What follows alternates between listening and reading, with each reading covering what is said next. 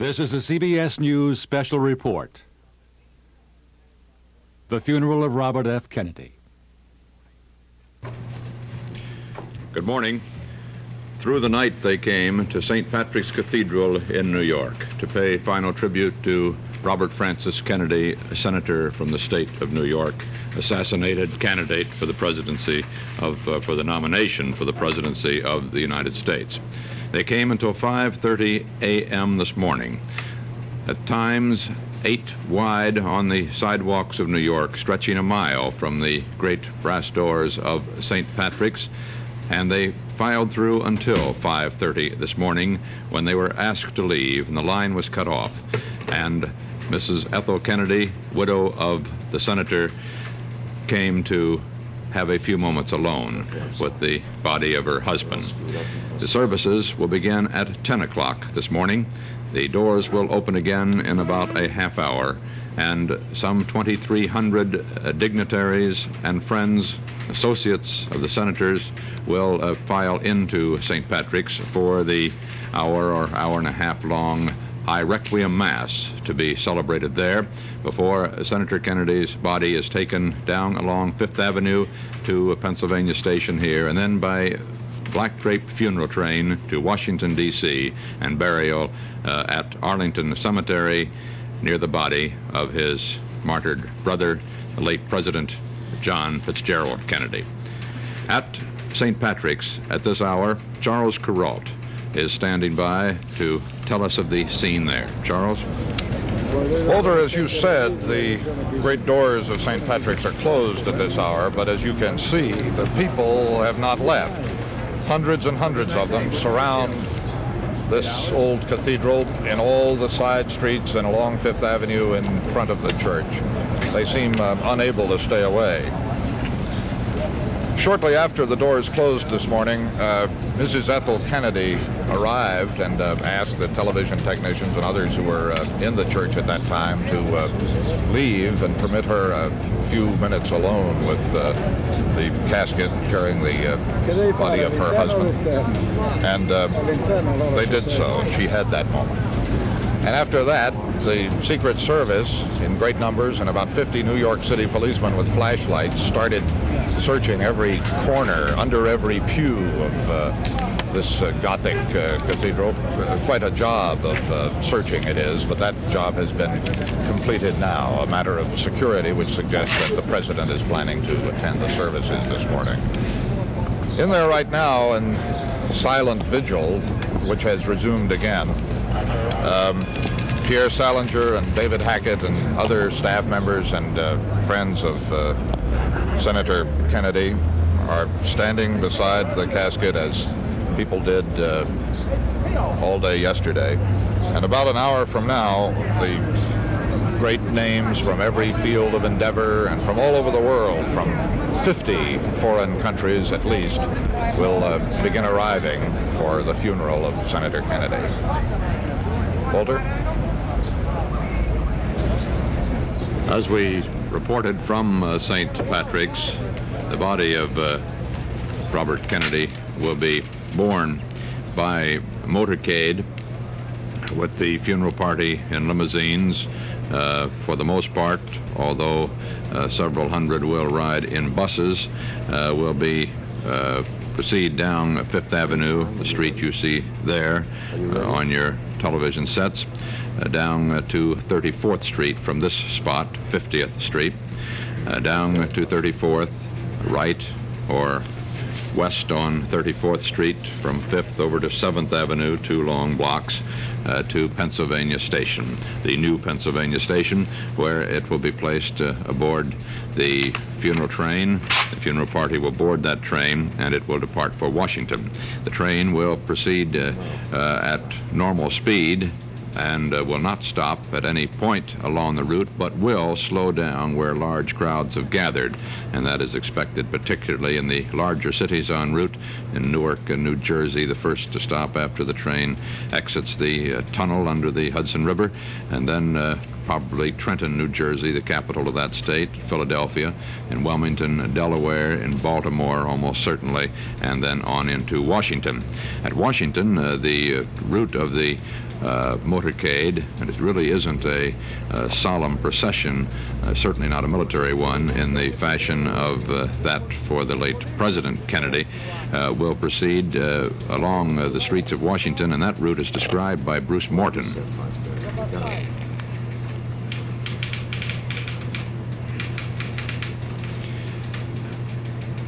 Well, perhaps we can show you that. This is Washington's Union Station, where the train bringing the body of Senator Robert Kennedy from New York will arrive. From here, the procession will depart for Arlington Cemetery. It will not be elaborate, it will not be military, but it will, as it travels these familiar Washington streets, echo much of Robert Kennedy's life. Just a few blocks from Union Station are the Senate office buildings. In the old office building here is the big caucus room where Robert Kennedy first gained fame as the counsel for Senator John McClellan's Labor Rackets Committee. That was the role in which he fought his fiery verbal battles with Teamster leader James Hoffa. As a senator, of course, Robert Kennedy came back to a suite of offices in the new Senate office building. He liked a breath of fresh air during a working day. And in good weather and bad, he used to enjoy the walk from the office building back and forth to the Capitol, even though he was often stopped, besieged by tourists wanting a picture or an autograph. The procession, the motorcade, Pierre Salinger called it, will swing next down Pennsylvania Avenue, past the rows of government office buildings, past the Justice Department, where Robert Kennedy, during his brother's administration, served as Attorney General. Years of controversy, years of landmark decisions in the field of civil rights. Then the motorcade will head south, past the Lincoln Memorial, past Resurrection City, home of the poor people who in an almost personal way were the special constituency of this man so driven by compassion for the poor, the disadvantaged of the country. And so across Memorial Bridge to Arlington National Cemetery. Robert, have him try something out of the announce booth, quick. He has echoed to that earlier tragedy in Dallas. Those echoes, that sense of history reenacted, grew with Senator Kennedy's decision to seek the presidency, grew during the campaign as a voice with a familiar accent, a familiar cadence, stirred crowds to memory and to new enthusiasm. So it is fitting that the journey should end here at the grave of the late president, where the terrible echo sounds the loudest, where past and present violence will meet. Bruce Morton, CBS News, Arlington National Cemetery. The weather report for Washington today is not too favorable. Considerable cloudiness is expected there and about a 40% chance of rain, particularly in the late afternoon. That would be the time of the funeral procession there. The train is scheduled to arrive in Washington Union Station about 4:30 with the services at Arlington Cemetery around 5:30. Supposed to have light south winds at about 5 miles an hour. Temperatures now 71 degrees and expected to go into the mid-80s by afternoon in Washington. The services at St. Patrick's Cathedral, as we said, open at 10 o'clock. It's a requiem high mass. It will be celebrated by Archbishop Terence Cook, the Archbishop of the New York Archdiocese. The ceremony will include the eulogy by Cook and a sermon by Richard Cardinal Cushing, the Archbishop of Boston, a longtime personal friend of the Kennedy family, who delivered the prayer at the inauguration for President Kennedy and also presided at the funeral for President Kennedy. Attendance at the services this morning is by invitation only, but there'll be some 2,000 to 2,300 persons there. For the services of the Requiem High Mass and what we will be seeing there as we share this solemn moment with the Kennedy family, Father Thomas Connellan can give us some of those details and is going to stand by as our consultant this morning. Father Connellan, tell us something about that Requiem High Mass.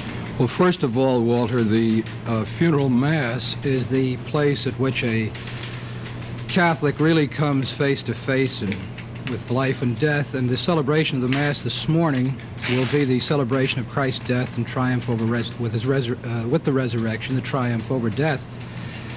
It's an intensely personal thing, as we can see, an intensely intimate experience for a Catholic, and the ceremony will have that blend. There will be the personal invited guests of the family, and you'll find throughout the service today that the family will have an even greater part due to the changes in the Mass from the studies carried on in Vatican II, the Ecumenical Council. You'll find members of the family reading parts of the Mass. The boys of the Kennedy family will be serving on the altar. It's expected that quite likely a member of the family will be reading some readings from the speeches of Senator Kennedy. Even the members of the clergy there celebrating the Mass will be close friends of the family. We don't have their complete names, but con-celebrating with Archbishop Cook will be Monsignor William McCormick, the Director of the Propagation of the Faith in the Archdiocese of New York, who was in school with Senator Kennedy at Portsmouth Priory. He is also a close personal friend of the Skakel family, and you may have seen on television Monsignor McCormick coming off the plane as it arrived at Kennedy Airport. Also, Father Fitzgerald, I believe a relative of the family, Father Pereira, who is the pastor of St. John's Church in McLean, Virginia, the parish church of the Kennedys when they're home in Virginia, Father Richard McSorley from Georgetown University, who has been seen on television occasionally playing football with some of the Kennedy boys. Presiding this morning will be Richard Cardinal Cushing. Cardinal Cushing will be presiding in a throne alongside Cardinal Angelo Dell'Acqua, the personal representative of His Holiness the Pope. Also with him on the other side of the sanctuary will be at least 4 of the cardinals. We know that Cardinal O'Boyle from Washington will be there, Cardinal McIntyre from Los Angeles, Cardinal Kroll is expected from Philadelphia, also, of course, Cardinal Cushing, and then Archbishop John Dearden, the Archbishop of Detroit, who is also the president of the National Council of Catholic Bishops. As I said, the Kennedy boys will be serving in the sanctuary, assisting the bishops. The Mass itself will follow the usual traditional format of the requiem Mass, the funeral Mass for a Christian man. I say Christian man, there are various prayers that can be changed in the Mass for the death of a bishop, the mother of a priest, in this case for a Christian layman, Senator Kennedy. You will also see in this Mass the personal wishes of the Kennedy family deeply expressed in the music. The entrance hymn for the processional will be the Navy hymn, a very deep and moving, profoundly moving hymn, sung also at the funeral of President John Kennedy. At the offertory, a 32-piece string ensemble from the New York Philharmonic Orchestra will be led by Leonard Bernstein in a selection from the Fifth Symphony of Gustav Mahler, a selection personally selected by Mr. Bernstein for the Kennedy family at their request. At the communion of the Mass, the Panis Angelicus will be sung by Richard Tucker of the Metropolitan Opera. And then during the communion also, there will be a selection from Verdi's Requiem. The communion antiphon will be sung by an invited guest of the family. I'm not quite sure who it is that will sing that. And concluding the Mass, there will be another deep personal friend of the family, Andy Williams, will be singing. A choir of sisters from Manhattanville College, the alma mater of Mrs. Ethel Kennedy, will sing In Paradiso. And finally, the processional will leave the church after the Mass, escorted from the Mass by the Alleluia Chorus from Handel's Messiah. I've left till the last the note that Catholics see in this kind of a Mass. It was expressed and reported to me expressed by Mrs. Ethel Kennedy and reported to me that she said this is a celebration of joy. It's the spirit of the funeral Mass. It may seem a little strange in the presence of all the sadness we have at losing the senator, but it is really the spirit of the funeral Mass which has been restored to it by Vatican II. You'll find running through the Mass the theme Alleluia, the resurrection, joy, life, the conviction that though he's dead to us in this world, he lives on in a very real and personal, intimate way to the family. Thank you, Father Cannella. I think it has been noted by many of us who are Protestants that the great faith in your denomination is such that it seems to sustain you so marvelously through tragedy of this kind. The faith of Ethel Kennedy has been noted many times. She has known so much tragedy in her life, in her own family, as well as in that of her in-laws. Her mother and father killed in one plane crash, and a few years later, her favorite brother killed in another.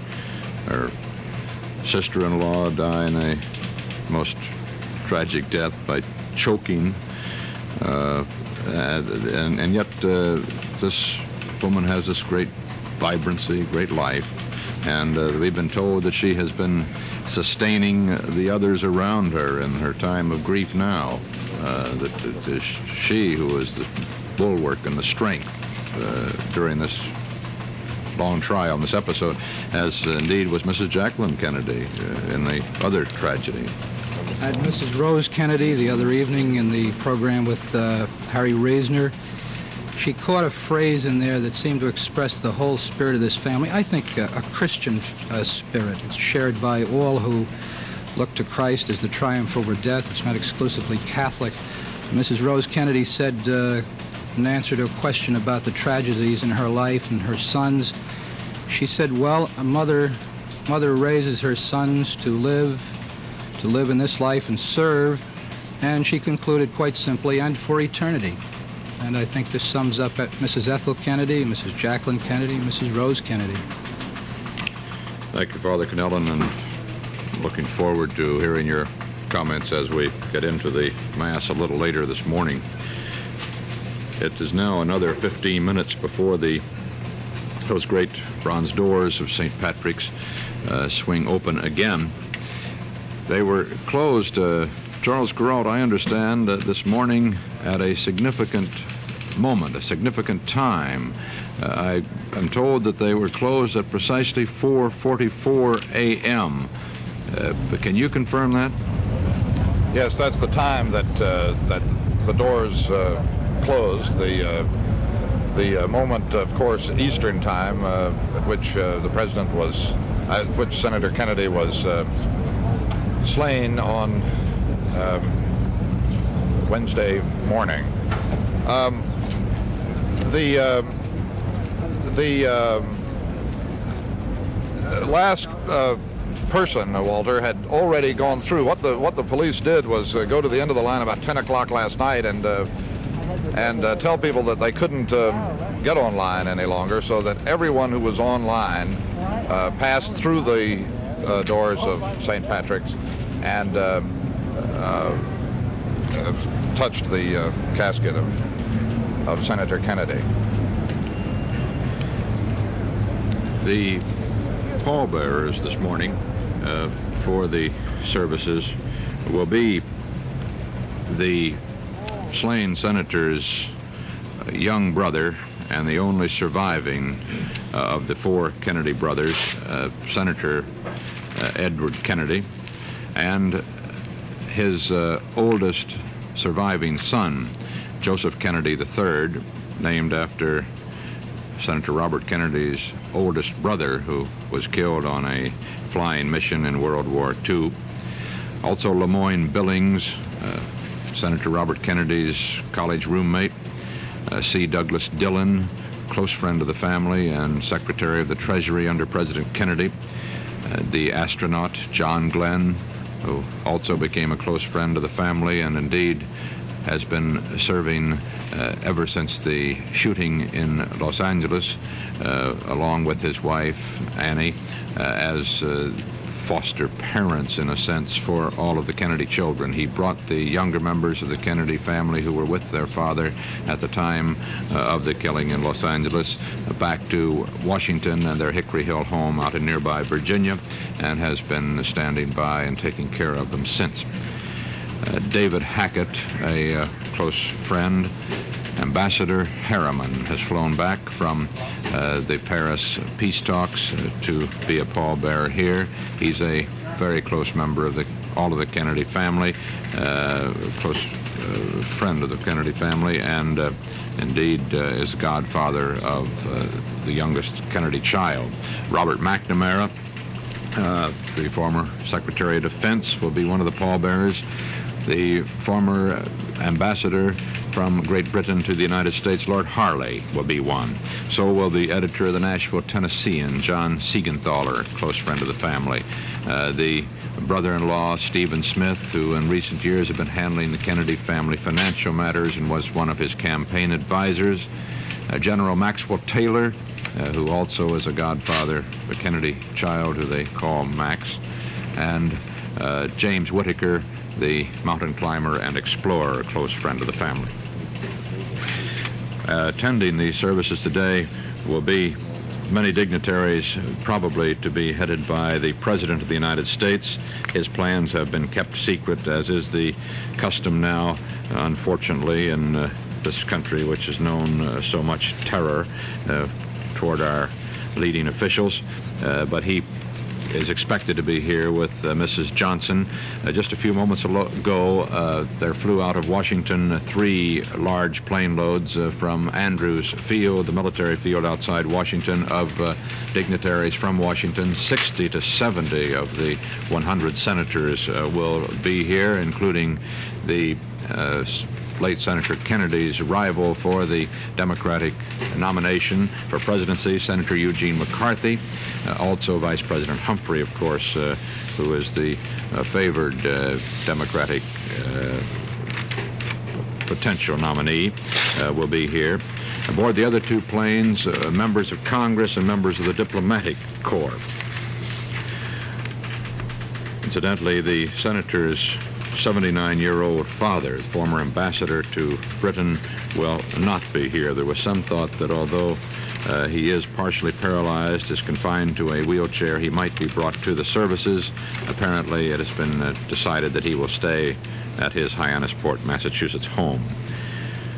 More than 150,000 persons filed past the coffin of Robert Kennedy before police closed St. Patrick's Cathedral shortly before 5 o'clock this morning. CBS News correspondent Charles Corral watched as the city expressed its grief and respect.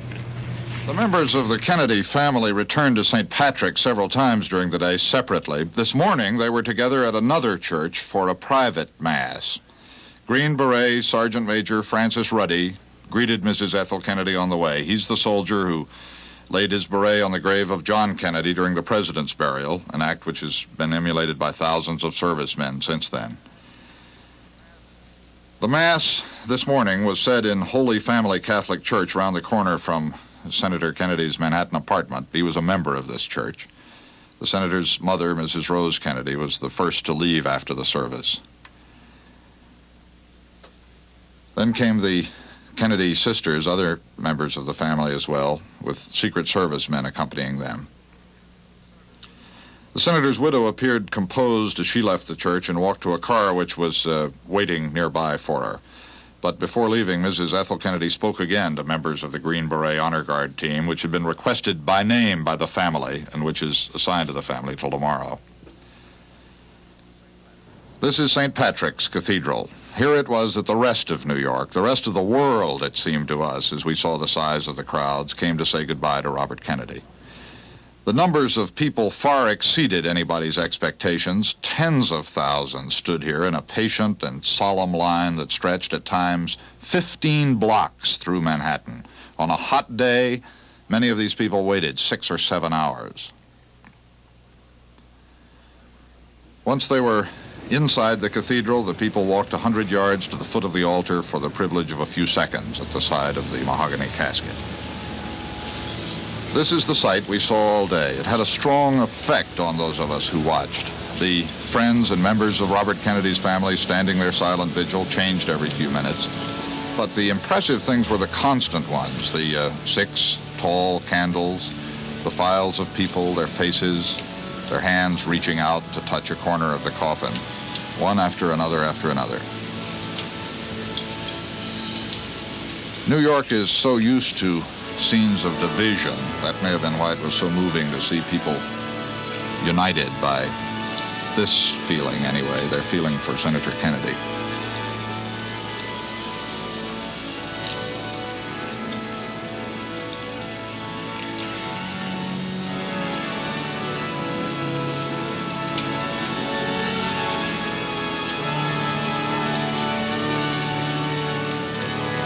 Ethel Kennedy, his widow, came to the church at noon with their two oldest sons, Robert Jr. and Joseph.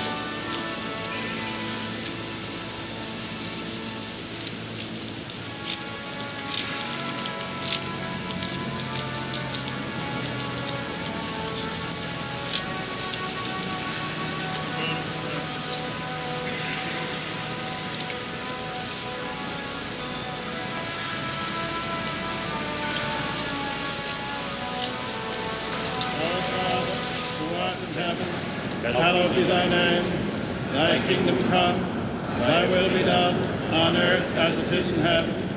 Give us this day our daily bread, and forgive us our trespasses, as we forgive those who trespass against us. And lead us not into temptation, but deliver us from evil. Deliver us, we beg you, O Lord, from every evil, past, present, and to come. Shortly after noon, Mrs. John F. Kennedy arrived at St. Patrick's, and her instinct was the same one that touched all the anonymous mourners, to let her hand rest on the casket. That by your compassionate aid we may be ever free from sin and sheltered from all turmoil, through Jesus Christ, your Son, our Lord, who lives and reigns with you in the unity of the Holy Spirit, a God forever and ever. Amen.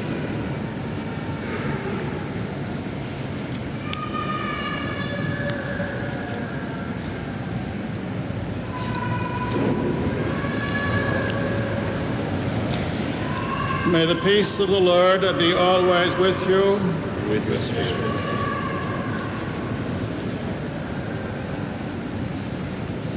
The Lamb of God, who take away the sins of the world, grant them rest. Lamb of God, who take away the sins of the world, grant them rest. Lamb of God, who take away the sins of the world, grant them eternal rest.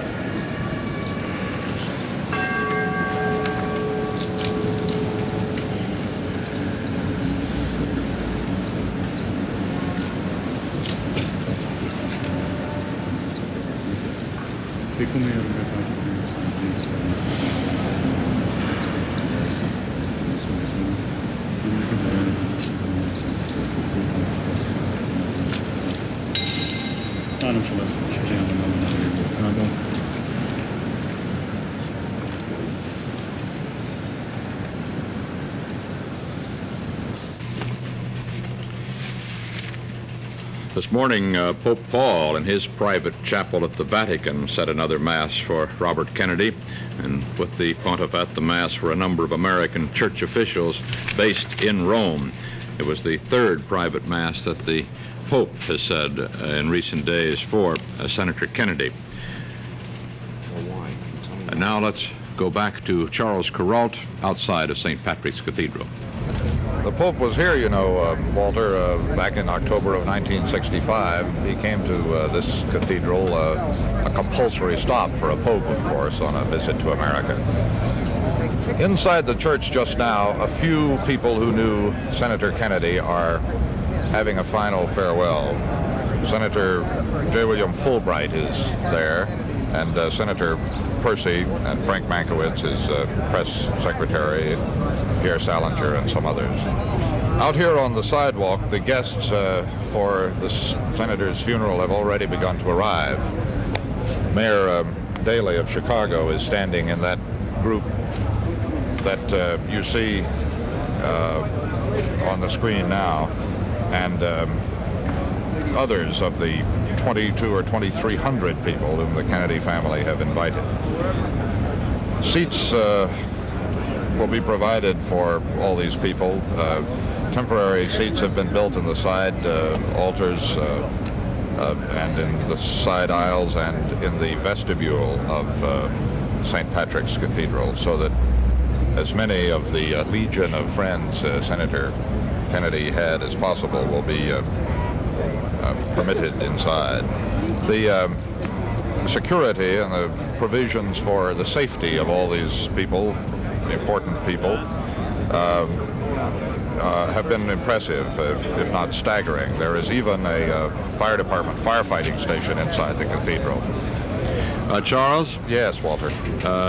Those security arrangements probably are even being increased because we have been informed now that President Johnson is indeed coming to the services. His plane left Washington just about 5 minutes ago en route to New York with the President and Mrs. Johnson, and the security arrangements are such that he is going to fly by helicopter from his arrival point in New York to a point near St. Patrick's, we've been advised, and then we'll return presumably by the same route immediately after the services to Washington, where later this afternoon he also is expected to attend the services at Arlington.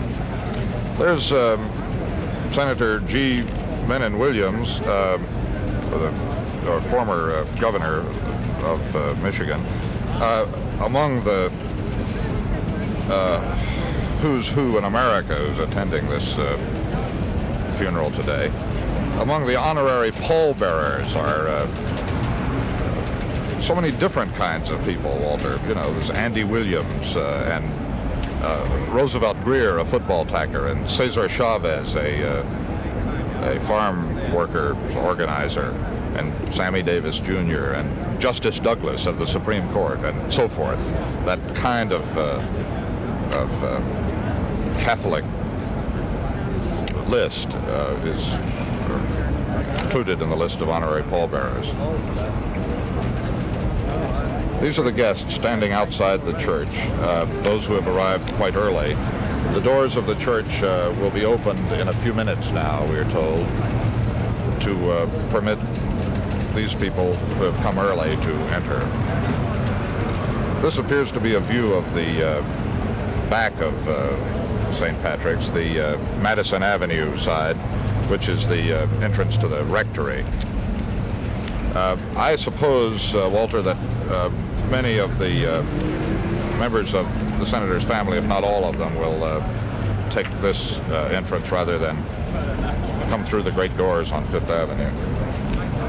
That scene was the Archbishop's residence, was it not, Charles? Yes, that's right. That's the back of St. Patrick's. This big cathedral takes up a whole block of New York City that faces Fifth Avenue. This is the front of it, and the Archbishop's residence is on the rear. It's bounded on the north and south by 51st and 50th Streets.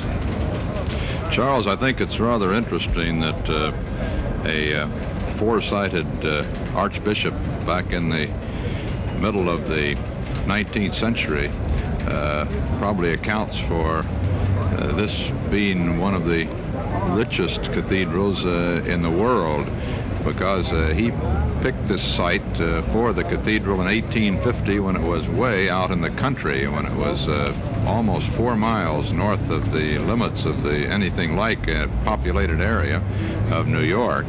And despite a great deal of opposition, they called it Archbishop Hughes' folly.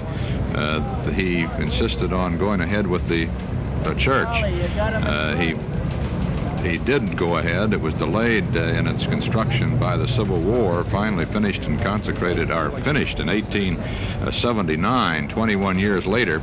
But it's also interesting that it wasn't consecrated until the debt was all paid off, and that took another 30 years, 31 years, 1910.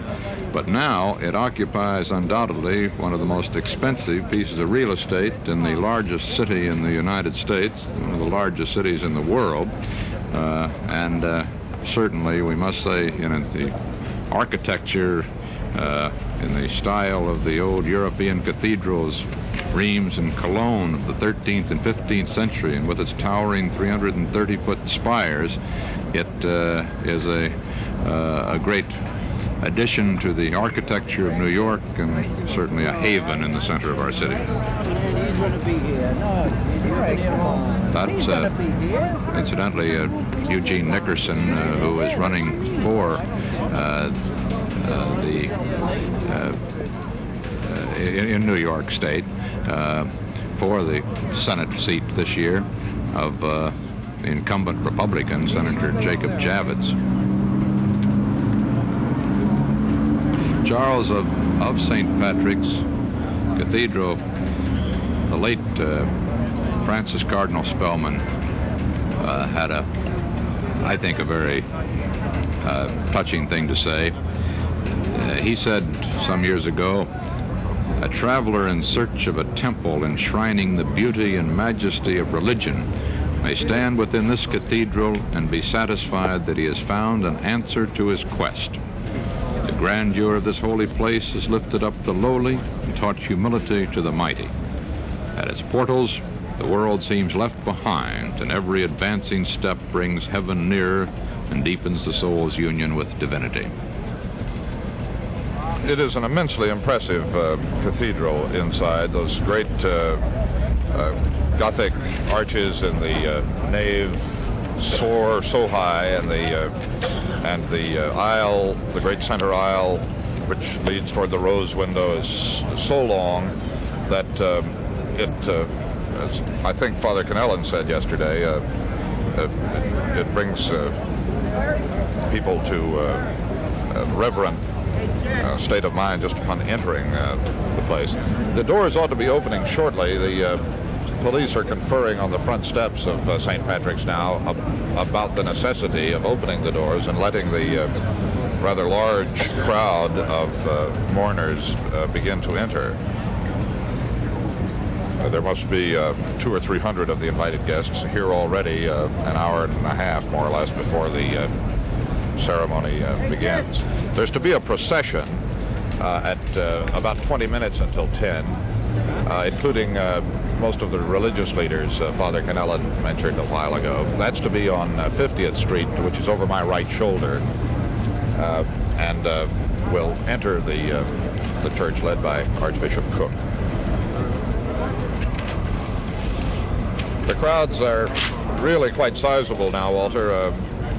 They stretch all the way up to the midway between the block, between 51st and 52nd Street on Fifth Avenue, and it is impossible to move across Fifth Avenue from the cathedral.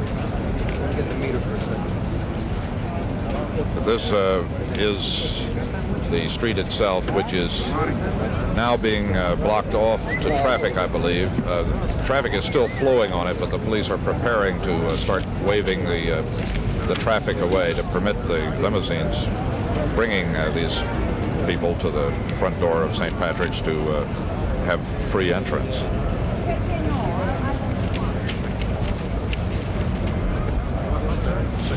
Some of those people have been there all night.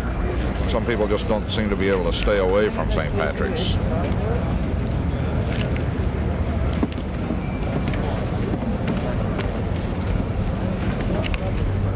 There, as you can see, the normal New York City traffic is still moving down the street, but the police are deploying and will begin to stop that traffic, I think. Some of the limousines are arriving already. A long black line of cars pulling up to the entrance of St. Patrick's. Charles, the police have come up now with an official estimate of the number of persons who passed the beer during those hours yesterday and into the early morning hours today until dawn today. They now say 151,000.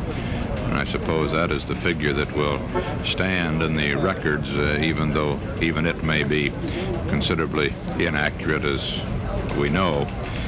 It doesn't quite meet the record number who have passed a beer of a fallen leader here at St. Patrick's, and that That goes back to October of 1944 when the state's and the city's beloved Governor Al Smith lay in state at St. Patrick's. And at that time, it was estimated 160,000 passed by. And incidentally, at that time, 5,000 were said to have been inside for the funeral services. It must have been very crowded indeed. There are seats, pulpits for 2,300, I believe. Isn't that right, Charles? Yes, that's right. They're open pews, of course, so it depends a little bit on how tightly people squeeze in, but 2,300 is about as many as can be squeezed in. This is only the fourth time that a layman has lain in state at St. Patrick's. The first was the great pianist, patriot, statesman Paderewski, and that was in June 1941. There is former Defense Secretary McNamara arriving at St. Patrick's, and he is the first of this crowd of mourners to enter. He's met at the door by Douglas Dillon, and the door is closed behind them. They will have, with their families, a few moments of privacy before the other people are permitted inside.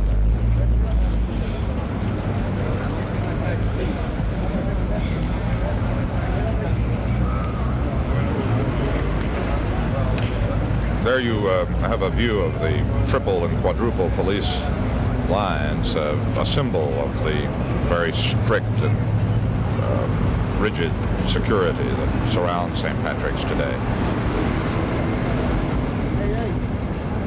Do I gather, Charles, that normal traffic is proceeding along Fifth Avenue? Or At the moment, it still is. They may let the traffic proceed for a while longer. It is, after all, an hour before the procession even begins, and about an hour and 20 minutes before the service.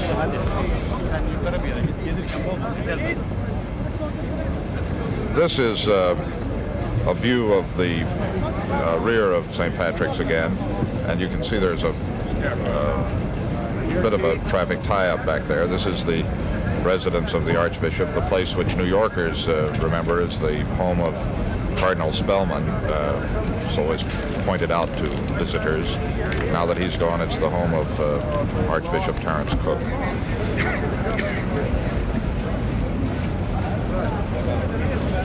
Charles, in case anyone is hanging in suspense for the name of that fourth person who did lie at St. Patrick's, it was Jimmy Walker, the mayor of New York. Those 6 years from 26 to 32, pretty halcyon years here in New York.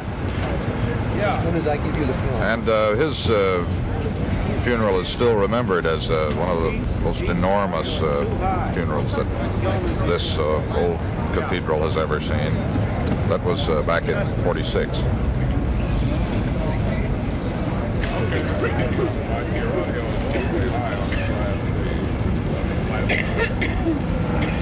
We may have seen just then Archbishop Cook entering through the rear of St. Patrick's, preparing for the Mass which he is to say today.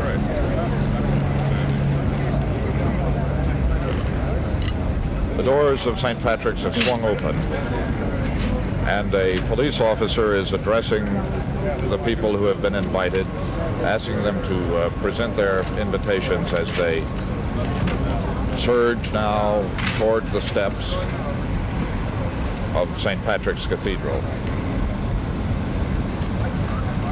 These are all people who knew Robert Kennedy and his family and who have been invited to attend the funeral.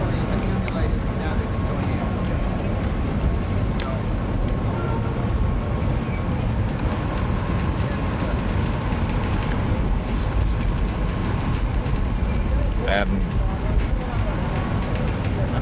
their faces are not unlike the faces of all those tens of thousands of people we saw entering this door yesterday. Very different kinds of faces, some black, some white, some young men with long hair, a number of older people.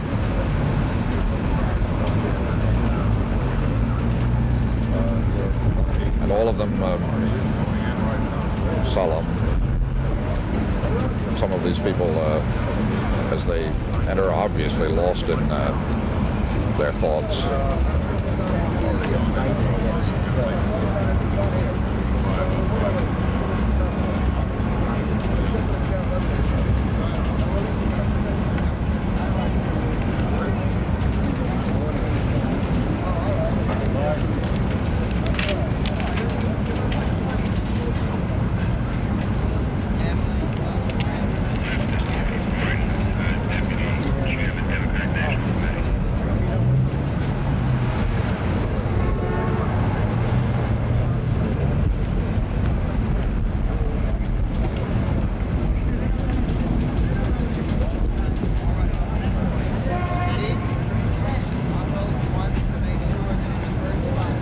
Charles, it was very hot in the cathedral yesterday when the temperature got up to 91 here in New York. It may get to that point again today. And today, besides the normal heat that was present yesterday in the cathedral, there will be the additional temperature increase brought on by the television lights. And before these mourners leave the cathedral there another 2.5 hours or so from now, it is likely to get quite intensively hot. You and Father Connellan may be able to answer this, Walter. I don't know that we have. The length of this service is going to be about 2 hours. Is that right? It's not expected to be over until around noon. As an estimate, probably. The difficulty in timing it will be the length of the communion. We have no idea how many people will be going to communion, but conservatively, it will be at least noon before we're through. This guy right here.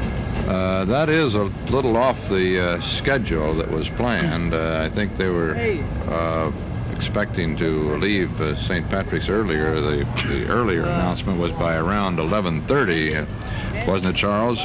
Yes, but they.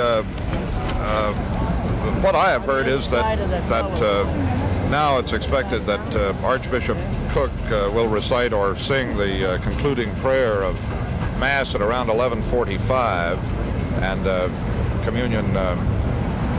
I suppose Father Cathedral follows that, doesn't it? No, the communion would be earlier. There are two problems here. We don't have a text from Cardinal Cushing, so there's no time for that.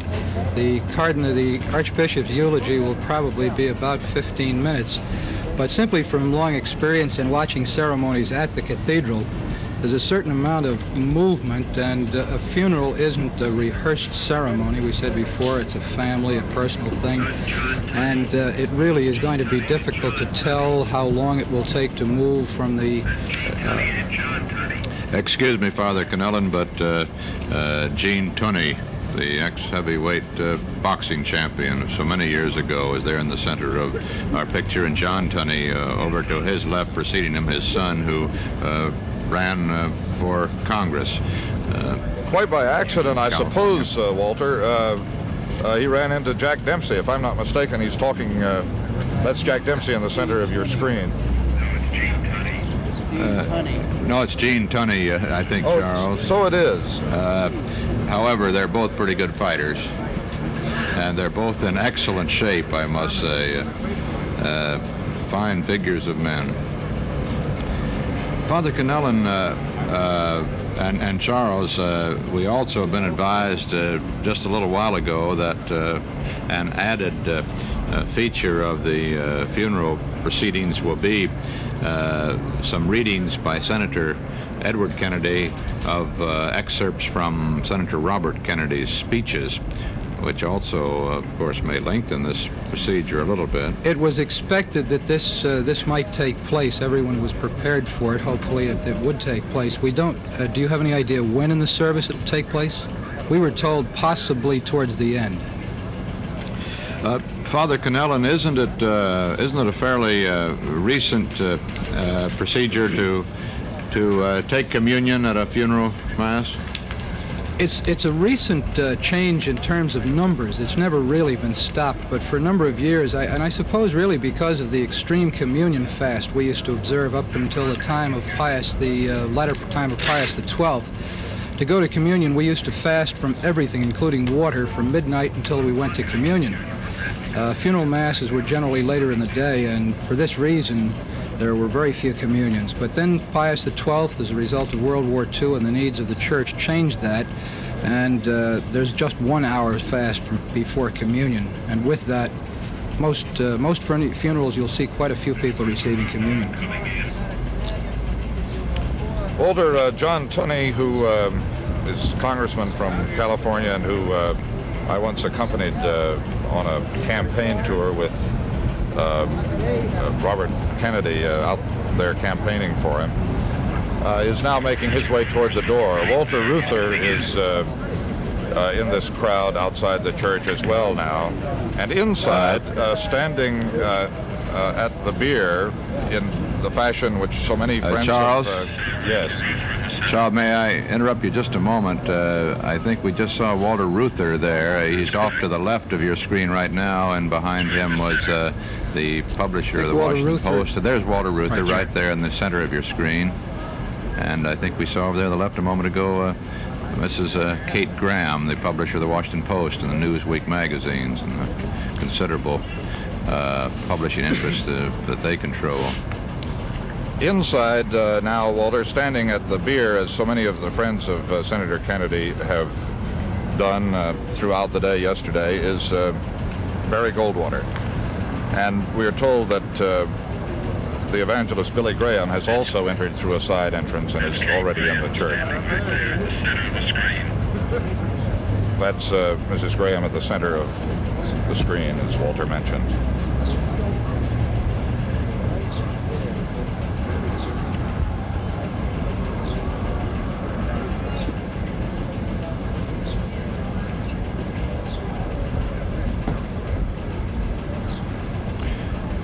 The police are checking the invitations of all these people very carefully at the door, and even very politely inspecting ladies' handbags as they enter. And so there is a delay, and the crowd outside is growing rapidly. There is Cary Grant at the center of your screen now. He just stepped from a car onto the curb at in front of St. Patrick's.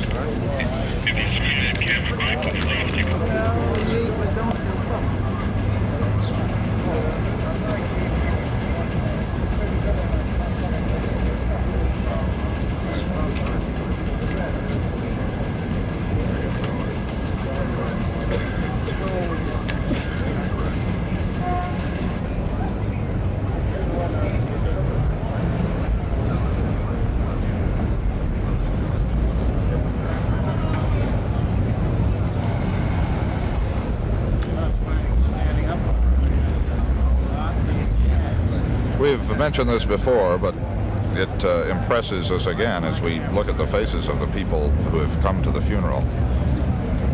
How many friends from different walks of life and from different fields of endeavor and from different backgrounds Senator Kennedy had. He made friends very easily for a man who had the reputation of being reticent and even a bit shy.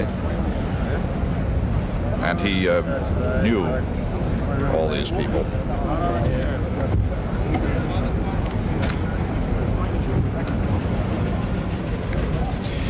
Charles, how were the guests notified? Do you know, was it by telegram or how? I confess that I don't have any idea. Somehow there always emerges among the Kennedys some master of organization who, even in a moment like this, can compose himself and go to work on organizing things, and somehow or another they got the invitations out. I'm sure that many of the invitations were delivered by telegram, but I don't know for sure. I'm told, since I asked you the question, by some of our widely knowledgeable people here at our anchor position that telegrams were sent to most of these 2,300 invited. We have been told that George Wallace, governor of Alabama, may be here this morning. Governor Harriman is standing there in the center.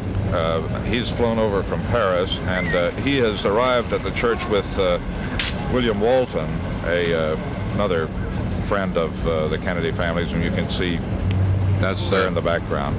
That's Mrs. Harriman in the glass, in the dark glasses in front of him.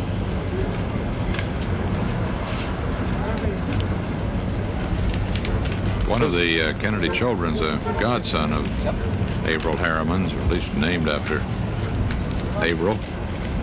One of the recent ones.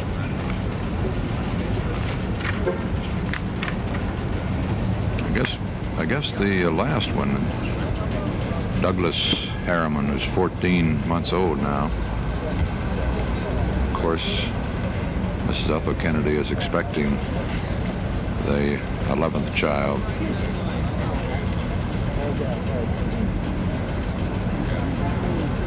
That's, well, now we see Governor Harriman in the center of the screen. Ambassador Harriman's presence here doesn't imply any delay in the peace talks in Paris, we might note.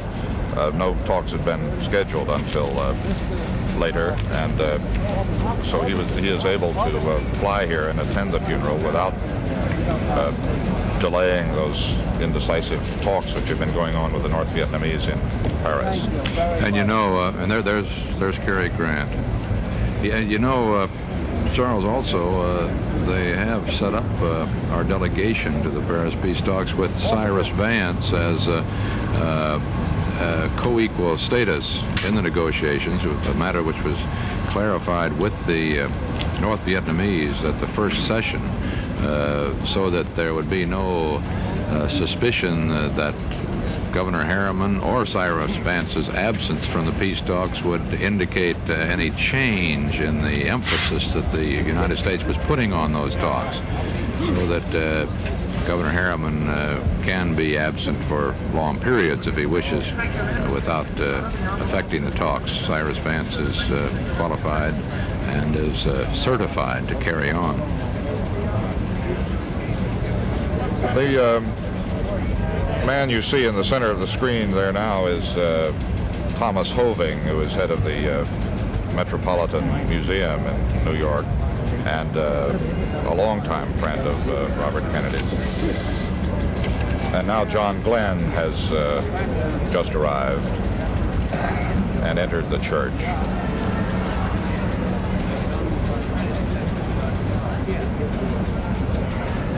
John Glenn became a hero to the Kennedy sons, as he did to every little boy in America, and became a very close friend of the family. It was he who brought the Kennedy children back from Los Angeles after the shooting of Senator Kennedy. Ralph Abernathy, the man who took over the Southern Christian Leadership Conference after the assassination of Martin Luther King, has arrived with Coretta King, the widow of Dr. King.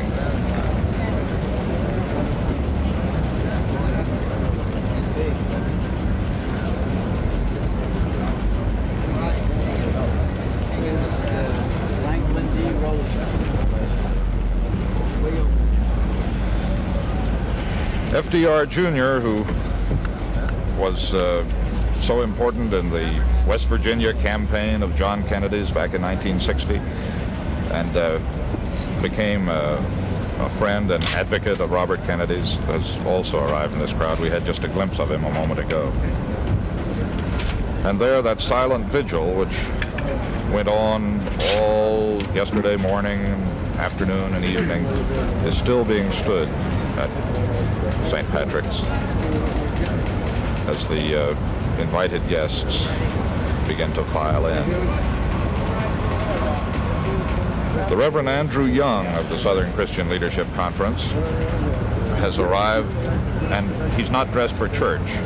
He's wearing work clothes, as he did on the day they buried Martin Luther King.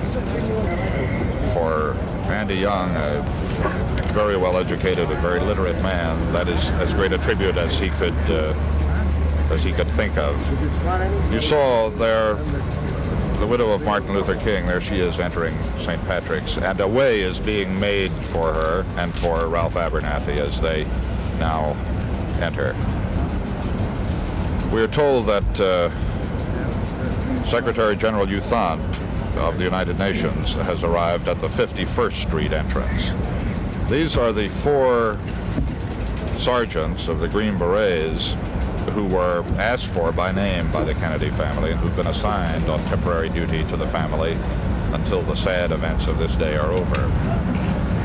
One of them is the sergeant who spontaneously dropped his hat on John Kennedy's grave, that plot where Robert Kennedy, too, will be buried today. And now outside the arrivals are rapid. There's Jack Parr with his wife and daughter. He took his turn at the casket yesterday. James Farley, who has lived through so many of the happy moments and the tragic moments in the life of New York and the nation, has also arrived, and we shall be seeing him shortly. The actress Shirley MacLaine is in that crowd, and we may have a glimpse of her. Who else is out here? Charles, may I interrupt a moment so we may pause for station identification? This is CBS.